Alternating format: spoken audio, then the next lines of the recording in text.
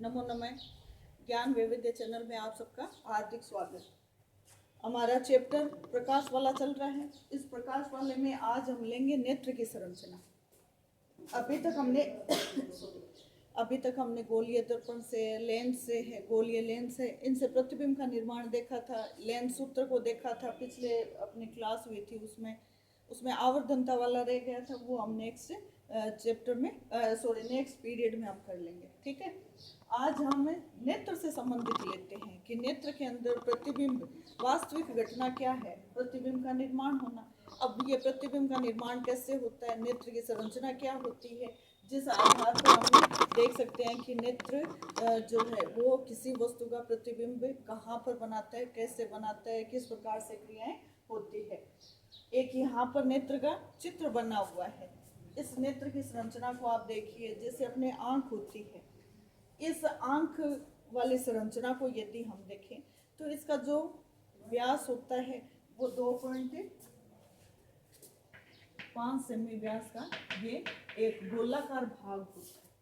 ठीक है, जो हमारी आंख के बाहर की तरफ ये उभरा हुआ भाग जो दिखाई देता है, ये वाला भाग उभरा हुआ भाग बहुत ही छोटा भाग होता है जो कि बाहर की तरफ होता है। बाकी सारा हिस्सा क्या होता है, पीछे की तरफ रहता है, यानी इस नेत्र गोलक के पीछे की तरफ ये जो उभरा हुआ भाग होता है, यहाँ से हम शुरू करते हैं। तो सबसे पहले हम देखते हैं कि जो नेत्र होता है उस नेत्र में 3 पटल पाए जाते हैं।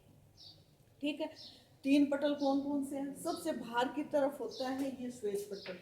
ठीक है, ये वाला भाग, ये श्वेत पटल जो होता है, ये श्वेत पटल दृढ़ होता है, अपारदर्शी होता है। और ये आगे ये जो उभरा हुआ भाग है जिसको हम कोर्निया कहते हैं, इसका निर्माण करता है। ठीक है, अपारदर्शी हो गए। कोर्निया वाला भाग जो होता है ये सबसे बाहर की तरफ होता है। ठीक है, यानी श्वेत पटल हो गया। श्वेत पटल सफेद भाग है, दृढ़ है, सुरक्षा कवच का कार्य करता है। दूसरा, ये जो श्वेत पटल है, इस श्वेत पटल के बाहर हमने देखा कि ये उभरा हुआ भाग है, ये वाला भाग क्या कहलाता है? कोर्निया कहलाता है। ठीक है, ये कोर्निया वाला जो भाग होता है यही वो भाग होता है जहाँ से प्रकाश की किरणें हमारी आंखों में प्रवेश करती है और प्रवेश करके अपवर्तन का कार्य यही हिस्सा करता है। ठीक है, ये वाला जो भाग होता है ये श्वेत पटल से पीछे की तरफ इतना सा भाग होता है जो कि लगभग क्या होता है, पारदर्शी होता है। बाकी तो हमने क्या लिया था कि ये श्वेत पटल होता है वो अपारदर्शी होता है, लेकिन जब प्रकाश की किरण यहाँ से आ रही है, अपवर्तन का कार्य कर रही है, तो उस स्थिति में यहाँ पर ये पारदर्शी होना अनिवार्य होता है। तो ये पारदर्शी भाग होता है श्वेत पटल में। हमने कोर्निया वाला भाग, पारदर्शी भाग जो प्रकाश की किरण का अपवर्तन करने में सहायता प्रदान करते हैं। कोर्निया के पीछे की तरफ हम देखें तो एक परितारिका, लगभग काले रंग का हिस्सा दिखाई देता है, इसको हम क्या कहते हैं? परितारिका कहते हैं। काले रंग का होता है, किसी में ये भूरे रंग का। नेत्र का जो रंग होता है वो इसी से निर्धारित रहता है, किसी में भूरा होता है, किसी में नीला होता है, किसी में लाल भी होता है, तो मोस्टली ब्लैक कलर में होता है। ये परितारिका वाला भाग भी क्या होता है? अपारदर्शी होता है। ठीक है, परितारिका होगी। परितारिका के बाद में आता है अपना ये वाला भाग अंदर, पुतली जिसको बोलते हैं। पुतली वाला भाग कहाँ होता है? इस परितारिका के अंदर इस प्रकार से एक छोटा सा छिद्र होता है। वो छिद्र जो होता है उसको हम पुतली कहते हैं। ये पुतली क्या होती है? जैसे हम बाहर बहुत ही तेज प्रकाश है, इस तेज प्रकाश में हमारी आंखें क्या होती है, कुछ इस व्यास को क्या कर लेती है, कम कर लेती है। और ये व्यास कम हो रहा है, इसका मतलब हमें सूचना मिल रही है कि इस क्षेत्र को कम करना है। ये क्षेत्र कहाँ से कम हो रहा है? ये जो छिद्र है इसके आकार में कमी हो रही है, इसके आकार में कमी होती है, या फिर इसका आकार में सामान्य स्थिति आ जाती है, यानी संकुचन और शीतलन का कार्य इसके द्वारा किया जाता है। यही वो कारण है जब हम प्रकाश से अंधेरे वाले कमरे में जाते हैं तो हमें कुछ समय के लिए दिखाई नहीं देता। उसका कारण क्या है? ये है क्योंकि ये तीव्र प्रकाश होगा तो इसका जो क्षेत्र है वो क्या हो जाएगा? कम हो जाएगा, यानी ये संकुचित हो जाएगा। जैसे ही हम अंधेरे वाले कमरे में जाएंगे तो ये क्या हो जाएगा? वापस फैलना शुरू करेगा, अपनी सामान्य स्थिति में आने की कोशिश करेगा। तो कुछ समय लग जाता है। इस स्थिति में हमें तुरंत दिखाई नहीं दे करके कुछ समय बाद में सामान्य तौर पर हमें दिखाई देने लग जाता है। ये जो पुतली वाला भाग होता है ये मांसपेशियों से संकुचन और फैलाव का कार्य मांसपेशीय क्रियाओं के द्वारा किया जाता है। तो ये मांसपेशियों के द्वारा इस प्रकार से सदी हुई रहती है, जिससे मांसपेशियां इसको आगे पीछे कर सकती। ठीक है, ये तो हमारा हो गया ये वाला श्वेत पटल वाला भाग। श्वेत पटल में एक चीज और, वह भी पुतली के बाद में आता है नेत्र लेंस। नेत्र लेंस, ये जो नेत्र लेंस होता है वो कहाँ होता है? ये जो कोर्निया वाला भाग होता है और ये परितारिका वाला भाग होता है, इन दोनों के बीच में एक उभारलीय हुए लेंस है तो पारदर्शी होगा। ये क्या करता है? किसी प्रतिबिंब को बनाने का कार्य करता है। लेकिन इस लेंस की विशेषता क्या होती है? जब ये रेटिना पर प्रतिबिंब, अभी देखेंगे हम रेटिना कहाँ है, उसके ऊपर जब वो प्रतिबिंब बनाता है तो वो उल्टा प्रतिबिंब बनाता है। ठीक है, तो ये लेंस का यहाँ पर कार्य हुआ, नेत्र लेंस का कार्य हुआ, पारदर्शी होता है। और इस ये जो लेंस वाला भाग होता है ये क्या करता है? प्रकाश की किरणों को एक जगह पर फोकस करवाता है, जिससे कि प्रतिबिंब का निर्माण हो सके। ठीक है, सामान्य तौर पर भी हम लेते हैं कि नेत्र लेंस का यही कार्य होता है।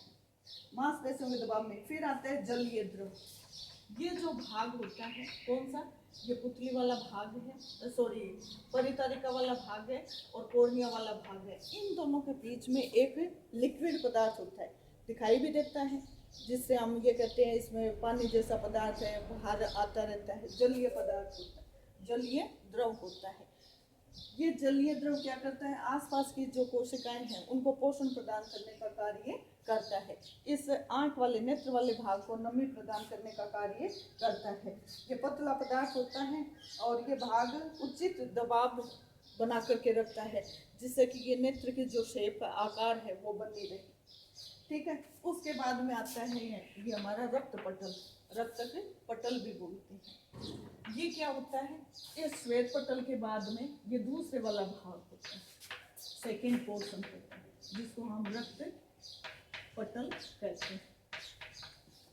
इस रक्त पटल नाम से पता चल रहा है, जो रक्त वाहिनियाँ होती है उनका घना जाल चारों तरफ इसमें फैला रहता है, जिसका कार्य क्या है? ऑक्सीजन है या भोजन के अवयव है उनको इन भागों की कोशिकाओं तक पहुंचाने का कार्य किया जाता है। ठीक है, उसके बाद में आता है मेन ये रेटिना, जिसको दृष्टि पटल भी कहा जाता है। दृष्टि पटल या रेटिना, जहाँ पर प्रकाश की किरणें जो वस्तु को हम देख रहे हैं उस वस्तु का प्रतिबिंब बनाने के लिए इस भाग को चुनती है। अर्थात जब यहाँ से प्रकाश की किरण आती है नेत्र लेंस को भेजते हुए तो ये क्या करती है? इस रेटिना के ऊपर आएगी और रेटिना के पास में ही ये आंतरिक भाग होता है।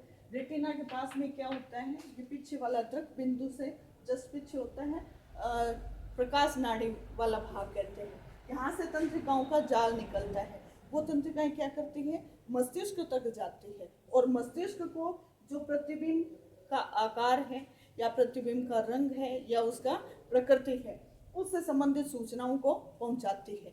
इन तंत्रिकाओं के माध्यम से मस्तिष्क में जाती है और मस्तिष्क उनका क्या करता है? विश्लेषण करता है, उनको अलग अलग करता है, विश्लेषित करके वही वापस क्रिया होती है संबंधित भाग तक लेकर आता है और इस रेटिना को वो आदेश देता है कि वो जो विद्युत आवेग आया था उसके खिलाफ है, उससे किस प्रकार से प्रतिबिंब को निर्मित करना है, उसकी पहचान करनी है, रंग को पहचानना है, उसके आकार को पहचानना है, उसकी प्रकृति को पहचानना है। इस प्रकार के आदेश मिलने पर इस अंदर वाले भाग पर यानी रेटिना वाले भाग पर क्या हो जाता है? प्रतिबिंब बन जाता है। इस प्रकार से ये नेत्र से संबंधित जुड़ी हुई हमारी कुछ जानकारियां हैं। ठीक है, एक चीज और है इसमें, वो है काचाभ द्रव, ये वाला भाग। यानी इस जो अंदर वाला भाग है जिसको हम रेटिना कहते हैं, इसके अंदर द्रव भाग भरा रहता है, काचाभ द्रव। ये जलीय द्रव था, यानी ये प्योर सा लगता है कि ट्रांसपेरेंट सा है, लेकिन ये काचाभ द्रव होता है, इसमें कुछ थिकनेस भी होती है, यानी ये ठोस एकदम लिक्विड ना होकर के कुछ सांद्र होता है, इसलिए इसको काचाभ द्रव कहा जाता है। यहाँ पर जो ये पदार्थ, ये जो द्रव होता है, इस द्रव के द्वारा यहाँ के जितने भी भाग होते हैं उन भागों को पोषण प्रदान करने का कार्य इसके द्वारा किया जाता है।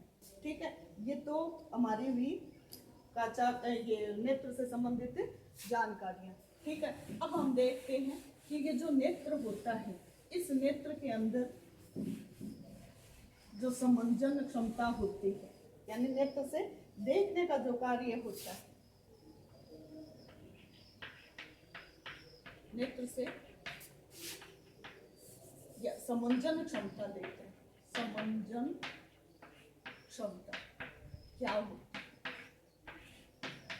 समंजन क्षमता का मतलब होता है कि जो हमारी आंख है, इस आंख में रेटिना के ऊपर, जो रेटिना वाला भाग होता है ना अंदर वाला, इस रेटिना के ऊपर किसी वस्तु का प्रतिबिंब बनना है। उस प्रतिबिंब की स्थिति हमें पता है कि वो रेटिना के ऊपर मस्तिष्क से आदेश आने के बाद में ही निश्चित हो जाती है कि किस प्रकार का प्रतिबिंब बनना है। हमें क्या देखना है? समंजन क्षमता। समंजन क्षमता का क्या मतलब है कि इस क्षेत्र को बड़ा या छोटा करके अनंत दूरी पर कोई वस्तु है या निकटतम कोई वस्तु है, उस स्थिति में उसका प्रतिबिंब हमारे नेत्रों के द्वारा बनना, वो हमारी समंजन क्षमता कहलाती है। अर्थात नेत्र क्या करता है? उस प्रकाश की किरण जो आपतित हो रही है, उस किरण को फोकस करने के लिए इस क्षेत्र में या तो कुछ कमी करता है या उसको फैलाता है। तो ऐसी स्थिति में जो उसका निकटतम पॉइंट होता है किसी वस्तु को स्पष्ट देखने के लिए, वो होता है 25 सेमी का। यानी नेत्र की वह क्षमता जो कि निकटतम 25 सेमी तक की वस्तु को इजीली, आसानी से हम देख सके, वो उसकी निकटतम समंजन क्षमता है। दूरस्थ के लिए अनंत होता है, यानी अनंत पर कोई वस्तु रखी हुई है, उसको यदि हम स्पष्ट रूप से देख रहे हैं, इसका मतलब वो अनंत क्या है? दूर की समंजन क्षमता है। अर्थात समंजन क्षमता से अभिप्राय है 25 सेंटीमीटर से लेकर के अनंत तक रखी हुई वस्तु को आसानी से देख लेना हमारे नेत्र की समंजन क्षमता कहलाती है, जो कि हमारे नेत्र लेंस के द्वारा ये कार्य किया जाता है। ठीक है, नेत्र लेंस के द्वारा ये कार्य होता है। अब हम देखते हैं कि ये जो समंजन क्षमता है, इसमें कुछ कमी भी होती है। ये समंजन क्षमता किससे नियंत्रित हो रही है? जो पास में मांसपेशियां हैं उनके संकुचित करने पर या उनके फैलाव करने से होता है कि हम अधिकतम दूरी को देख सकते हैं या निकटतम दूरी को देख सकते हैं। इस स्थिति में जैसे निकटतम बिंदु है 25 सेंटीमीटर बताया, दूरस्थ बिंदु की जो परास है वो क्या है? अनंत है। अब हम देखते हैं कि ये जो मांसपेशियां होती है, इनमें क्या होता है? जैसे जैसे उम्र बढ़ती है या किसी कारण से मांसपेशियों के द्वारा जो उसका खिंचाव है या संकुचन होना है वो थोड़ा कम हो जाता है, जिस वजह से या तो दूर की वस्तु स्पष्ट दिखाई नहीं देगी या पास की वस्तु स्पष्ट दिखाई नहीं देगी, या फिर अपना जो ये नेत्र लेंस है इसके ऊपर कुछ विकार आ जाएगा, कुछ ऐसी स्थिति आ जाएगी जिससे कि स्पष्ट प्रतिबिंब नहीं बनेगा। तो ऐसे स्थिति में कौन कौन सी स्थितियाँ बनती है जिनका हम फेस करते हैं, उन्हीं के बारे में दोषों के आधार पर हम लेंगे कि नेत्र दोष होते हैं। सबसे पहले हम लेते हैं निकट दृष्टि दोष। निकट दृष्टि दोष, निकट दृष्टि है, इसका मतलब निकट की वस्तु स्पष्ट दिखाई देगी, निकट की वस्तु स्पष्ट दिखाई देगी, स्पष्ट दिखाई देगी, लेकिन दूर की वस्तु स्पष्ट दिखाई नहीं देगी। ठीक है, इसको हम बोलते हैं निकट दृष्टि दोष। ठीक है, ये स्थिति कब होती है? सामान्य तौर पर हम देखते हैं, यहाँ पर हम 3 चित्र बनाते हैं। नेत्र से जुड़े हुए, ठीक है। इस प्रकार से ये तीन स्थितियां हम देखते हैं। ये नेत्र है, यहाँ पर नेत्र लेंस है। अब हम देखते हैं कि कोई भी वस्तु है, निकट दृष्टि है, इसका मतलब नजदीक वाली वस्तु हमें स्पष्ट दिखाई देगी, लेकिन दूर वाली वस्तु हमें स्पष्ट दिखाई नहीं देती।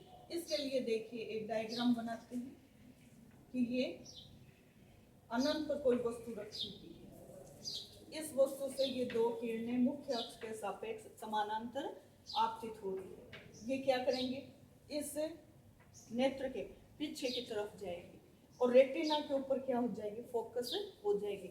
लेकिन ये दोष है, निकट दृष्टि दोष है। ऐसी स्थिति में ये यहाँ पर नहीं बंद करके यहाँ पर फोकस है, यानी एक दूसरे को प्रतिच्छेदित नहीं करके ये क्या करेगी, कुछ आगे की तरफ किरणों को प्रतिच्छेदित कर देगी। यानी यहाँ पर बनना चाहिए था यहाँ पर, लेकिन यहाँ नहीं बन करके क्या हो रहा है, प्रतिबिंब कुछ हिस्से आगे की तरफ बन रहा है। निकट दृष्टि दोष है। तो हम ये भी जान सकते हैं कि लेंस से, नेत्र लेंस से प्रकाश की किरण का जब अपवर्तन होता है तो वो जहाँ पर एक जगह पर फोकस होती है, रेटिना पर नहीं होकर के रेटिना से आगे यानी रेटिना से पहले ही निकट स्थिति में ही प्रतिबिंब को बना देती है, जिससे कि वो प्रतिबिंब क्या होगा, आसानी से स्पष्ट रूप से दिखाई नहीं देगा, धुंधलापन लिए हुए रहेगा। ठीक है। दूसरी स्थिति हम बनाते हैं इसकी कि ये हमारा नेत्र है, ये नेत्र वाला भाग है, ये उभरा हुआ कोर्निया वाला भाग है। यहाँ पर ये लेंस है, प्रकाश की किरणें आ रही है, ये इसके ऊपर आपतित होगी और ये यहाँ पर आकर के फोकस हो रही है, यानी प्रतिबिंब बना रही है इस रेटिना वाले भाग पर। लेकिन स्थिति क्या हो रही है कि इसका जो वास्तविक रूप से जो वस्तु रखी हुई है, उस वस्तु की स्थिति को यदि हम कोई फिक्स कर दे, निकट कर दे, अनंत पर नहीं लेकर के कोई निकट स्थिति पर ले आए, तो ऐसी स्थिति में क्या हो जाएगा, प्रतिबिंब जो है वो रेटिना पर बन जाएगा। कहने का मतलब जब वस्तु अनंत पर थी तब तो प्रतिबिंब कहाँ बन रहा था, इस रेटिना से पहले बन रहा था। लेकिन यदि निश्चित दूरी पर वस्तु को रख दिया जाए, नजदीक रख दिया जाए नेत्र के, तब उसका स्पष्ट प्रतिबिंब रेटिना पर प्राप्त हो जाता है। ऐसे स्थिति में ये तो सामान्य स्थिति है और ये कौन सी है, असामान्य स्थिति, जिसको हम निकट दृष्टि दोष कहते हैं। इसका सॉल्यूशन क्या है, यानी प्रतिबिंब को हमें यहीं पर प्राप्त करना है, तो इसके लिए हम क्या करेंगे, इसके लिए हम एक लेंस का प्रयोग करेंगे और वो लेंस कौन सा होगा, निकट दृष्टि दोष है, दूर की वस्तु स्पष्ट दिखाई नहीं दे रही है, ऐसी स्थिति में हम अवतल लेंस का प्रयोग करते हैं। ये हमारी नेत्र है और ये हमारा बाहर वाला भाग है कोर्निया का, ये हमारा नेत्र लेंस है और यहाँ पर हमने क्या कर दिया, ये अवतल लेंस लगा दिया। अब क्या हो जाएगा कि जो वस्तु अनंत पर रखी हुई है वहां से जब प्रकाश की किरणें आएंगी अवतल लेंस से, तो ये क्या करेगी, थोड़ा सा इसको ऊपर बना देते हैं, जिससे ये लेंस से, नेत्र लेंस से बहती हुई अंदर की तरफ जाएगी। तो इस प्रकार से क्या हो जाएगा, रेटिना पर ये फोकस हो जाएगी। लेकिन अगर इनको पीछे की तरफ, क्योंकि ये अवतल लेंस है इसलिए इसको पीछे की तरफ बढ़ाएंगे, किसको, अपवर्तित किरणों को, नेत्र लेंस से टकराने के बाद में ये अपवर्तित होगी। इनको पीछे की तरफ यदि हम बढ़ाएं तो इसकी वास्तविक स्थिति कहाँ होती है, यहाँ पर होती है। आभासी स्थिति कहाँ होती है, यहाँ पर वस्तु रखी हुई है, वस्तु का प्रतिबिंब रेटिना पर बन रहा है और ये एक दूसरे पर कहाँ पर प्रतिच्छेदित हो रही है, इस लेंस के पीछे की तरफ, इस लेंस की ओर जिधर वस्तु रखी हुई है वहाँ पर ये फोकस हो रही है। तो ये आभासी स्थिति है, यानी वस्तु हमें यहाँ पर, इसका प्रतिबिंब हमें यहाँ पर नजर आएगा, वस्तु हमें यहाँ दिखाई पड़ेगी। तो ये जो स्थिति होती है ये क्या हो रहा है, इसका दोष दूर हो रहा है, किसके द्वारा, अवतल लेंस के द्वारा। दूसरी कंडीशन आती है, जैसे ये निकट दृष्टि था, दूसरा है दूर दृष्टि। दूर दृष्टि में क्या होता है, ये उल्टा हो जाता है।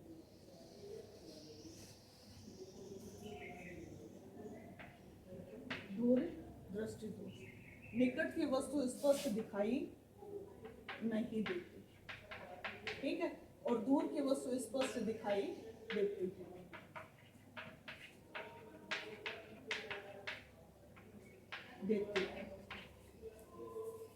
स्पष्ट दिखाई नहीं देती, ठीक है। अब इसके लिए भी हम कंडीशन वही देखते हैं, दूर दृष्टि दोष है, यानी दूर की वस्तु तो स्पष्ट दिखाई देगी लेकिन निकट की वस्तु स्पष्ट दिखाई नहीं देगी। 25 सेंटीमीटर वाली दूरी है, वो क्या हो जाएगी, और पास में लेकर आएंगे तब भी जाकर के वो वस्तु हमें स्पष्ट दिखाई देगी। जो उसका नॉर्मल जो परास है, दृष्टि परास है, उस पर वो दिखाई नहीं देगी, जबकि दूर की वस्तु क्या है, स्पष्ट दिखाई पड़ती है। इसके लिए भी 3 प्रकार के चित्र हम देखेंगे कि किस प्रकार से, सपोज कीजिए ये नेत्र है, इस नेत्र से ये उभारी हवा यानी ये लेंस है, और यहाँ पर वस्तु को हमें रखना है, कहाँ पर, यहाँ पर, तो ये अनंत दूरी है, यहाँ पर वस्तु को रखा हुआ है यानी ये निकट की वस्तु है। इससे प्रकाश की किरण आपतित हुई, और आपतित होने के बाद में क्या होता है कि रेटिना पर यहाँ पर प्रतिबिंब बनना चाहिए, लेकिन यहाँ पर नहीं बन करके क्या हो जाएगा कि रेटिना से ये पीछे की तरफ निकल जाएगा, यानी इससे दूर बनेगा, दूर दृष्टि दोष, दूर प्रतिबिंब का निर्माण होगा, रेटिना से ये दूर चली जाएगी। तो ऐसी स्थिति में यहाँ पर इसका प्रतिबिंब बन रहा है। ये प्रतिबिंब जब बनेगा तो दूर की नजदीक की जो वस्तु है वो स्पष्ट दिखाई नहीं पड़ेगी। दूसरी जो इसकी कंडीशन है वो ये है कि जब सामान्य स्थिति होती है तब क्या होता है, अभी मैंने बताया था कि यहाँ पर वस्तु रखी हुई है तो इसका प्रतिबिंब कहाँ बनेगा, यहाँ पर बनेगा, यानी रेटिना पर बन जाएगा। तब हम क्या कहेंगे कि नेत्र की जो निकटतम परास है 25 सेंटीमीटर वाला वो नॉर्मल है। तीसरी स्थिति क्या है कि आंख जो है उस आंख से इस दोष को दूर करने के लिए, इस दोष को दूर करने के लिए यहाँ पर क्या करेंगे, उत्तल लेंस का उपयोग करेंगे, ठीक है। उत्तल लेंस को जब प्रयोग में लेंगे तब क्या हो जाएगा कि वस्तु को यहाँ पर रखा है, प्रकाश की किरणें आएंगी और ये रेटिना पर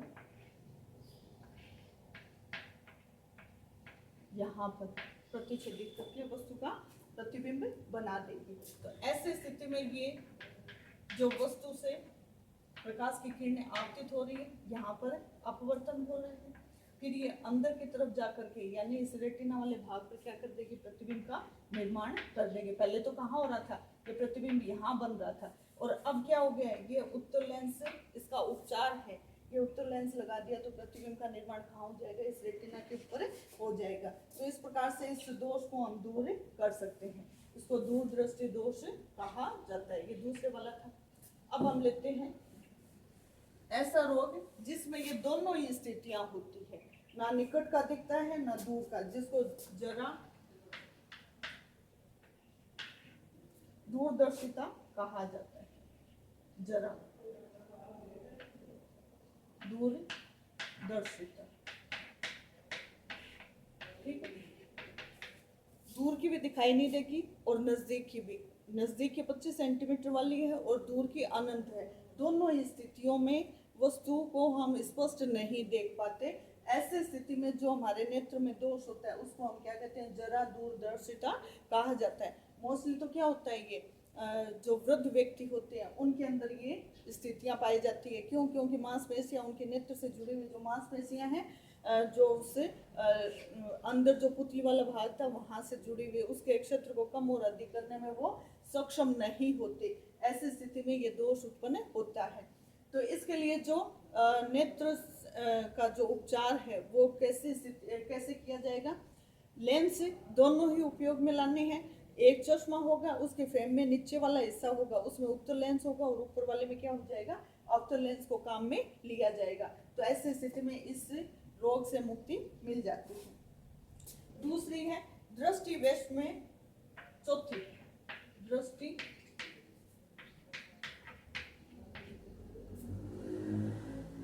वेश में, दोष। ये क्या होता है? जब ऐसी लाइनें हैं ऊर्ध्वाधर या फिर लंबवत है, इन रेखाओं में अंतर नहीं किया जा सकता। यानी ना तो ये आड़ी जो लाइनें होती है उनको समझ पाते हैं, ना ये सीधी लाइनें होती है उनको समझ में आता है, इनमें डिफरेंस नहीं कर सकते। ऐसे स्थिति में ये जो रोग होता है उस रोगी को बेलनाकार जो लेंस होता है उसका प्रयोग करवाया जाता है, उससे बना हुआ चश्मा दिया जाता है। मोस्टली घरों में देखते भी हो आप लोग, ये स्थितियाँ कम देखी होगी। पांचवा है मोतियाबिंद। मोतियाबिंद तो आप लोगों ने सुना होगा और देखा भी होगा।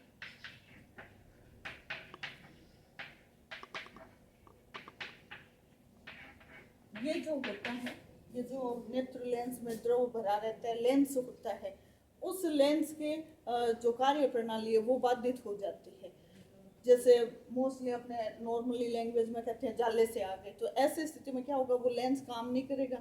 लेंस काम नहीं करेगा तो उसको क्या करेंगे, वहाँ से हटा देंगे, यानी उसको रिमूव कर देंगे। रिमूव करके उसकी जगह पर दूसरा लेंस से कृत्रिम लेंस लगा दिया जाता है, जिससे कि ये जो मोतियाबिंद की स्थिति है उस पर नियंत्रण किया जा सके। पहले तो क्या होता था, उस लेंस को हटाना संभव नहीं था, इतनी टेक्नोलॉजी नहीं थी। तो ऐसी स्थिति में क्या किया जाता था कि इस लेंस के ऊपर जो वो पदार्थ होता है उसको हटा करके एक मोटा सा चश्मा ब्लैक कलर का दे दिया जाता था जो पूरा कवर रहता था। और आजकल क्या होता है, वो लेंस का प्रत्यारोपण हो जाता है, जिस आधार पर इससे भी निजात मिल जाती है। तो इस प्रकार से हमने देखा कि ये विभिन्न प्रकार के दोष हैं जो कि इस नेत्र से जुड़े हुए हैं, जिनके बारे में आपने अध्ययन किया है। मोस्टली क्या पूछा जाता है, या तो लेंस से प्रतिबिंब का निर्माण है, या दर्पण से प्रतिबिंब का निर्माण है, या फिर कोई दोष दे दिया जाता है, उसका जो आरेख है वो बनाना पड़ता है, निकट दृष्टि है या दूर दृष्टि है, फिर उसका उपाय क्या कर सकते हैं। इस प्रकार के प्रश्न इसमें बनते हैं। तो आप लोगों को न्यूमेरिकल वाला पोर्शन है वो भी देखना चाहिए, ये भी देखना चाहिए। एक चीज़ उसमें रह गई थी इसी में, मैंने अभी बताया भी था स्टार्टिंग में, कि जो नेत्र है उस नेत्र से संबंधित जो समंजन क्षमता हम ले रहे हैं, यानी हम लेंस की बात कर रहे हैं, तो वो लेंस की जो क्षमता होती है उस क्षमता का मापन कैसे किया जाता है, उस आधार पर हम थोड़ा सा वो डिस्कस कर लेते हैं। इसको डायप्टर कहा जाता है, लेंस की क्षमता को मापना डायप्टर होता है। उत्तल लेंस है उसके लिए तो क्या लिया जाता है, प्लस में आता है, और आउटर लेंस होता है उसमें क्या आता है, माइनस में आता है। ठीक है, और ये समंजन क्षमता नापते हैं तो उसको क्या कहा जाता है, डायप्टर।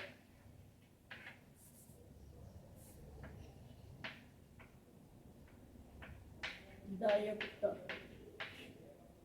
कहा जाता है, और इसका मान क्या होता है, D बराबर 1/f। f क्या है, फोकस दूरी, और फोकस दूरी के आधार पर हमें ये प्लस है या ऋण है, उत्तल लेंस और अवतल लेंस के आधार पर हम इसको ज्ञात कर सकते हैं, यानी नेत्र की समंजन क्षमता को हम ज्ञात कर सकते हैं। इसके अलावा एक हमारा रह गया था, लेंस सूत्र हमने ले लिया था, एक आवर्धनता रह गया था। आवर्धनता को देखते हैं,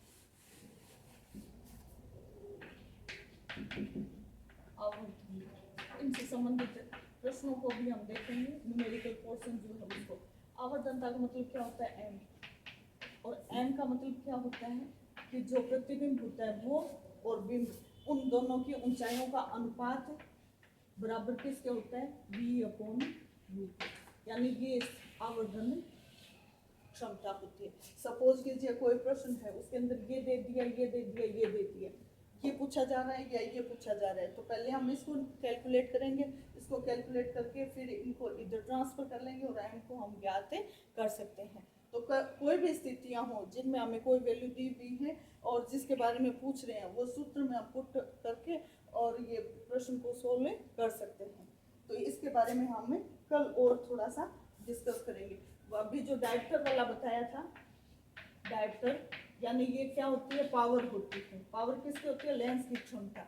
लेंस की क्षमता के आधार पर 1/f बताया था। सपोज कीजिए कि बहुत सारे हो, P1, P2, P3, P4, तो इनको क्या करेंगे, सामान्य तौर पर F1 ले लिया, फिर 1/F2 ले लिया, फिर 1/F3 ले लिया। इस प्रकार से इनको क्या कर लेंगे, टोटल कर लेंगे। टोटल करने पर जो आएगा मान उसको हम क्या कह देंगे, इसका सभी का लेंस क्षमता कह देंगे।